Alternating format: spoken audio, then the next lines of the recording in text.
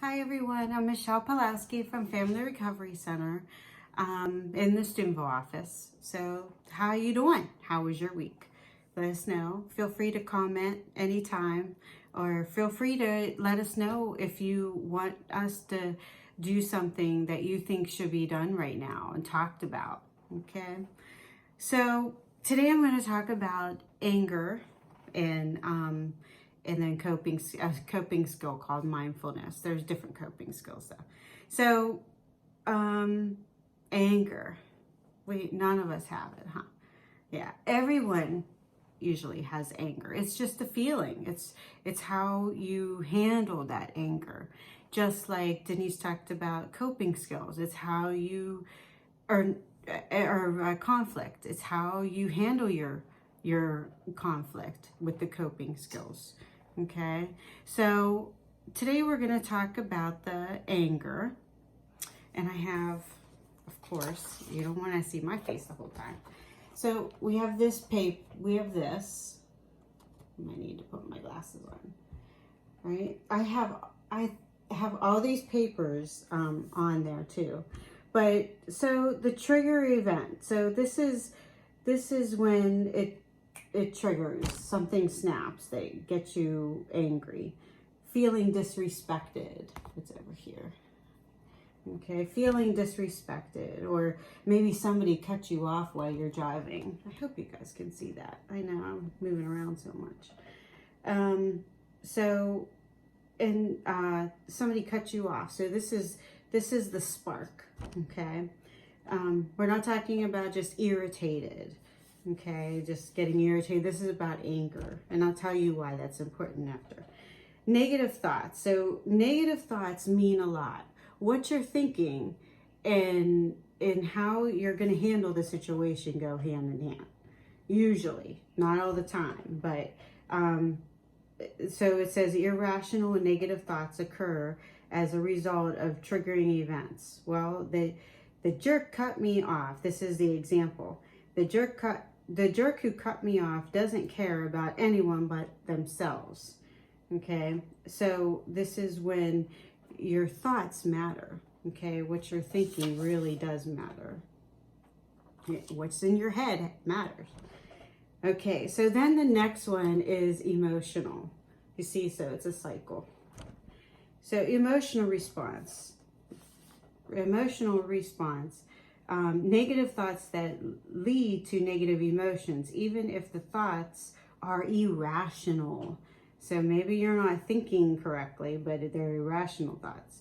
So respond negative because of, and now you might regret it if you respond negative because you had that negative thoughts.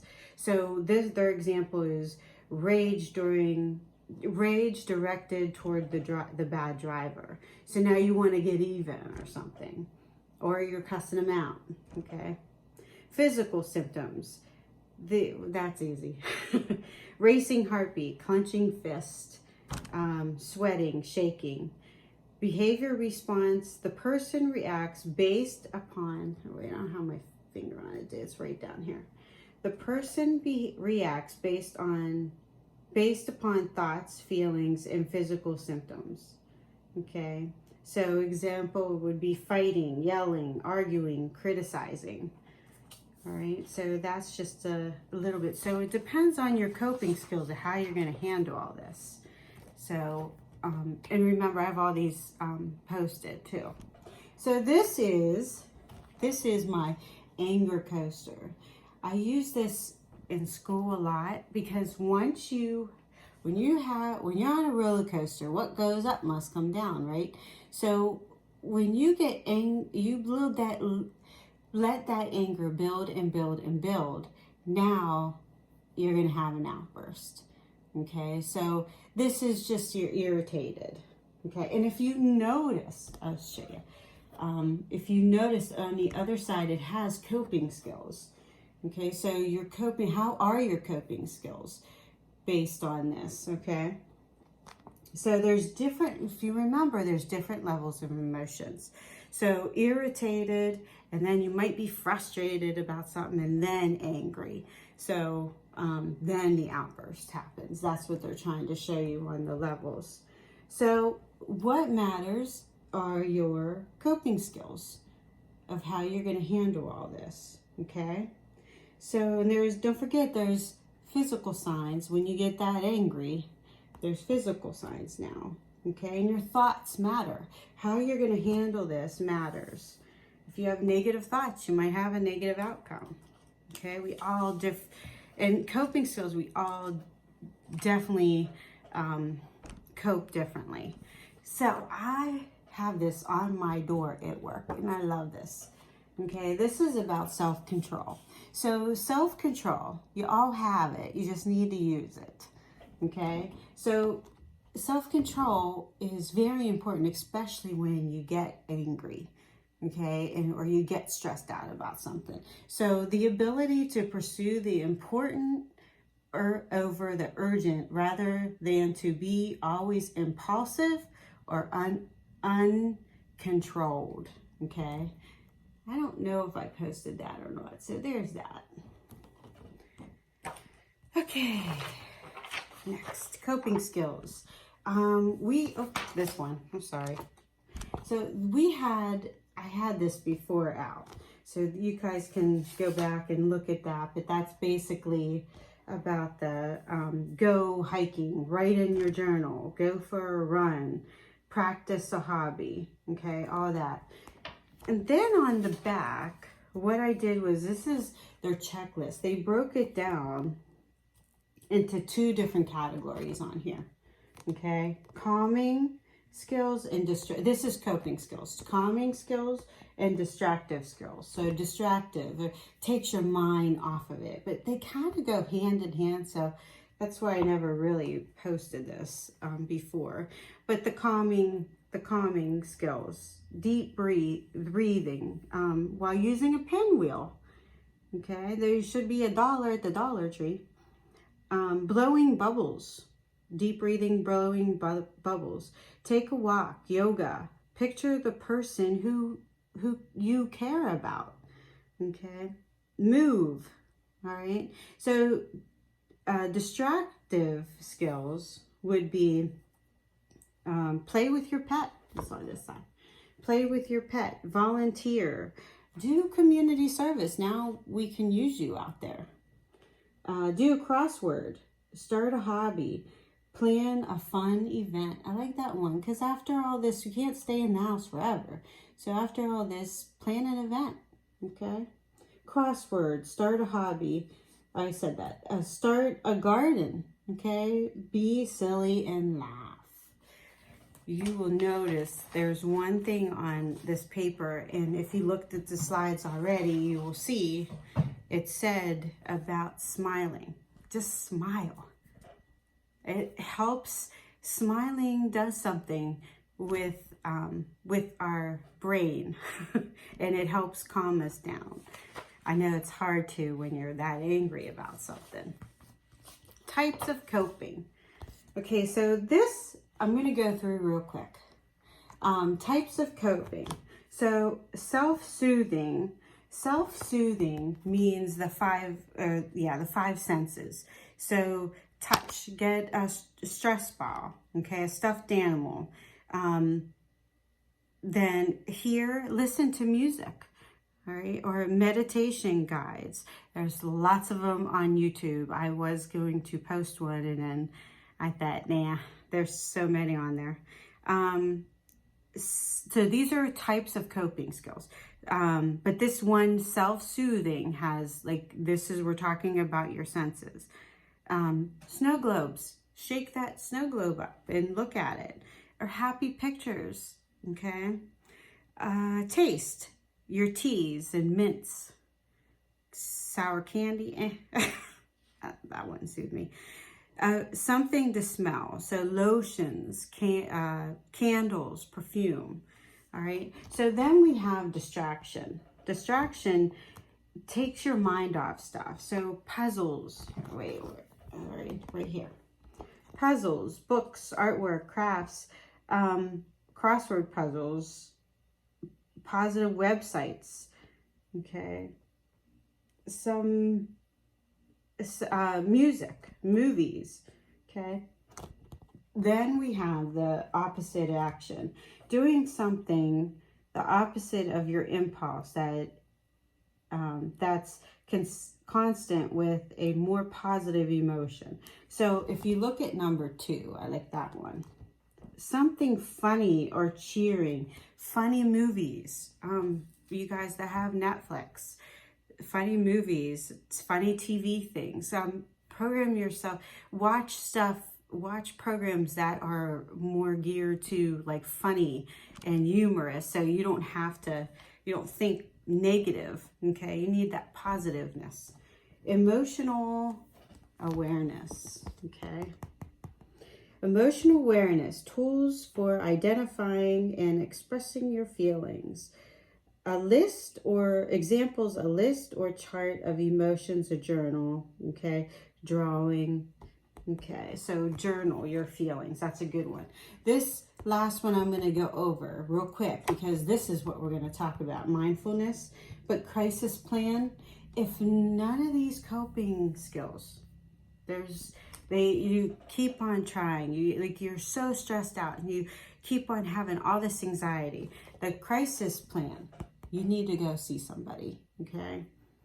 The therapist, or definitely your family and friends, or a hotline I gave you, or the crisis text line, the 741-741. Okay, you text for hope to the 741-741 number. Okay, so this one in the middle is what we're going to talk about real quick. So mindfulness, tools for centering and grounding yourself. Wait a second, I'm looking at the wrong thing. Grounding yourself in the present moment. So meditation, relaxation, grounding objects like rocks or paper. You need those, the yoga mat. All right. So mindfulness is such a good thing to have. Let me find my paper that I wanted to show you. Okay, so it's the state where you're present. You're not thinking of the past. You're not thinking of the future, because that's what gets us in trouble. So you're thinking of the present. So be in the present. Don't think, oh, I made such a mistake. Just think present. This is your present. And I always remember my teacher always saying, it's the present. It's a gift. So don't look for the future. Don't look to the past, but be in the present, because it's your gift. Like a gift. Present, get it? Okay. So, and it helps lower anxiety. It helps lower stress. It helps lower depression. So all these things. So this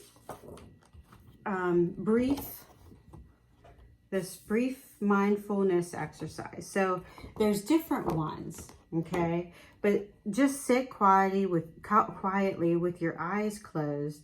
Simply take a moment to contemplate and reflect, okay? Or you can pause before you speak or act. That's very good. That's what you should always do, okay? Pause to consider what you are going to say before speaking. Take a 2-3 minute or 2-3 ring pause before picking up the phone to think about your intentions. That means maybe you got in a fight with somebody and now they're calling you back. Well, just wait. Take a couple deep breaths and then answer it. That's what that one is about. Okay, be fully present. Okay, so you are here. So focus on the here and now. Be right here. Okay. Try not to dwell in the past or think about the future. Practice mindful stretching. That's the exercise I did. I did a stretch. Slowly stretch each parts of your body. Well, we only did the side and the back. Be aware of your breathing as you stretch. Okay, so that's why you take a deep breath in and then you let it out. There's one more I want to show you after this. whatever it is, whatever it is you are doing, just do that. If you are making a cup of tea, just make a cup of tea. If you're spending time with your child, just be with your child, okay? So there's another thing that I posted that I really like. There's different activities too. I posted that too, so you can go back and look at all that I said about the breathing. There's the heartbeat exercise.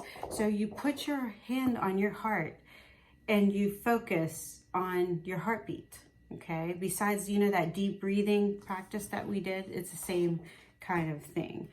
I also posted this for ADHD, or ADD. So it's for us who cannot, like, you can't, your mind goes it just wanders, okay? So one is like they have take a notice walk. Take a walk and notice every single thing about it.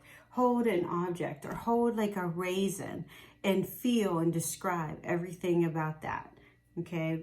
And think of something happy and smile. Like all these things are helpful, okay? So mindfulness is just that. So listen to recordings or go on the YouTube channel and look at mindfulness and you'll see, or yoga. So there's different things that you guys can do, okay? So remember, feel free to comment. All right, you guys have a great week. Stay safe. Take care.